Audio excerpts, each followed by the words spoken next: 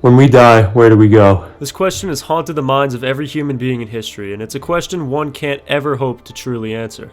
Some say heaven or hell, or nirvana, or the big Best Buy in the sky, or whatever, or we come right back out the other end and try again. But they only ever say that. Nobody knows for sure. But what if you could choose? Pick a path before the void. You don't know what either path entails, but now you have a simple choice. The freedom of choice. The burden of choice. Simply make your choice. Up or down. How Fish is Made is a simple game about choice and death, but nothing really ever is that simple, is it?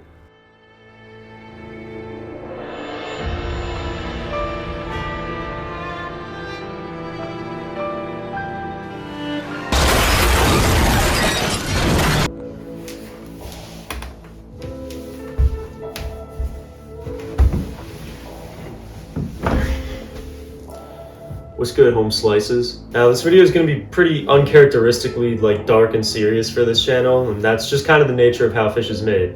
After I watched Jacob Geller's video on this game, I really wanted to check it out for myself, and I walked away 20 minutes later feeling very confused, very intrigued, and very slimy. So there's going to be a lot of, deep talks and philosophical shit, or pseudo-philosophical shit in this video, but I'm still going to crack some jokes, crack some wise.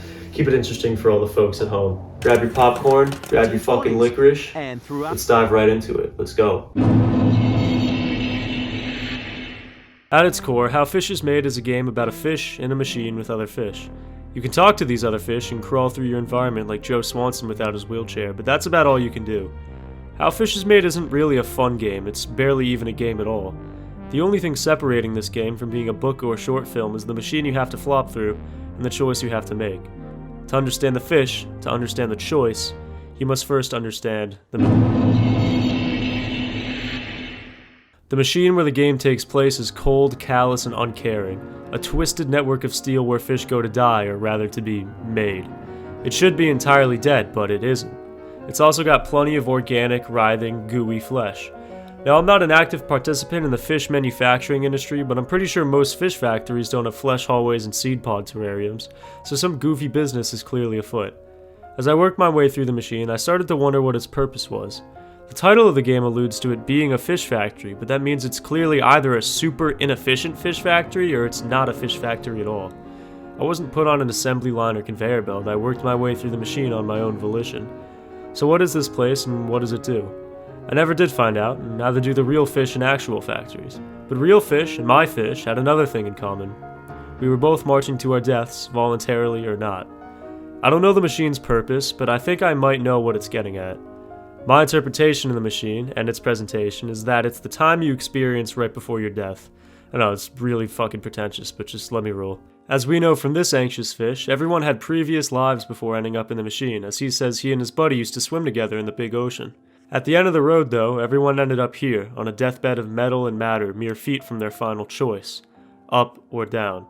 This is further reinforced by the fact that every fish down here is aware of the choice they're going to have to make. Most people on their deathbed know they're about to die, unless you plan on driving 170 into a tree and turning into a fine red mist, in which case you probably don't, but typically that's not the case. Most people die on beds, knowing shit's about to go down. Just like every fish here knows it's the end. The decaying flesh and maddening ambient surround our fishy friend, adding to the atmosphere of a cold, clinical demise. This place just sucks, mega ass. This sprawling shitfest that I guess represents the end of a human being only leads to one location. Or rather, two. The choice. And this is where How Fish is Made gets really interesting.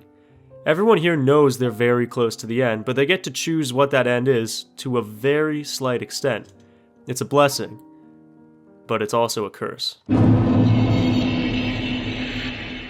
From the moment my oily vessel slapped the steel in this game, I was immediately faced with a decision to make.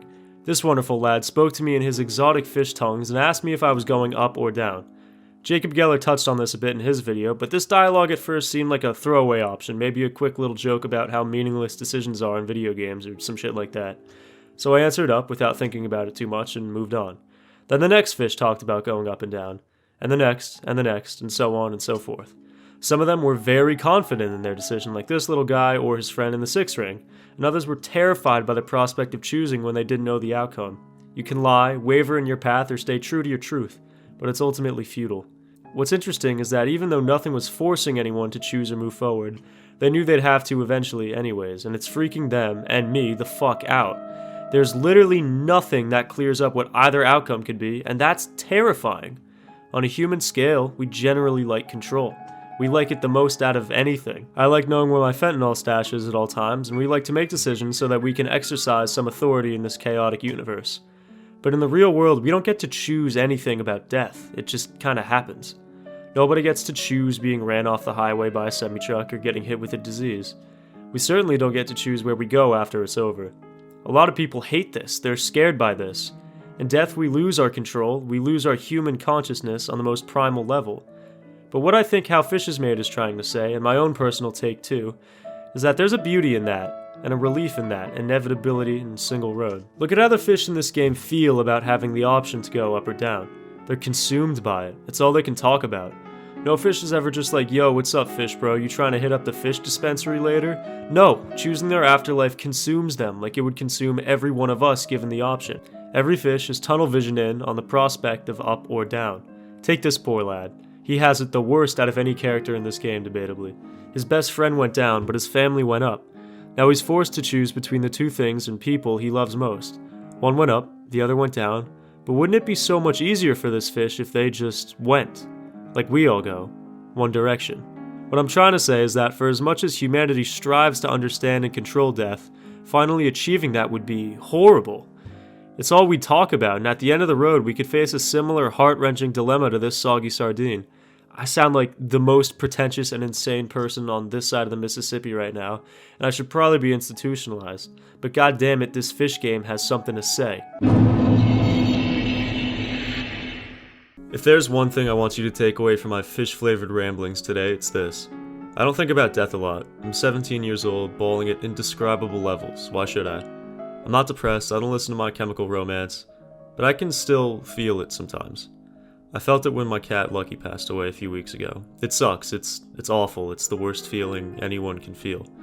But the way I see it, and how Fish is Made sees it, and helped me to see it, is that there's a weird comfort and relief in knowing that it's inevitable and single. There's a comfort in knowing that we don't get to choose to go up or down when we go. We don't have to worry about it. Maybe I misinterpreted, but the fish have to choose in the machine, and it destroys them. There's a comfort in knowing that we know nothing about it, and there's a comfort in the lack of choice. No up or down, only forward. You're here, then you're not. Sometimes it really is that simple. I think there's a beauty in that, in a weird way. In the end, How Fish is Made is a cautionary tale about living with it and dying with it.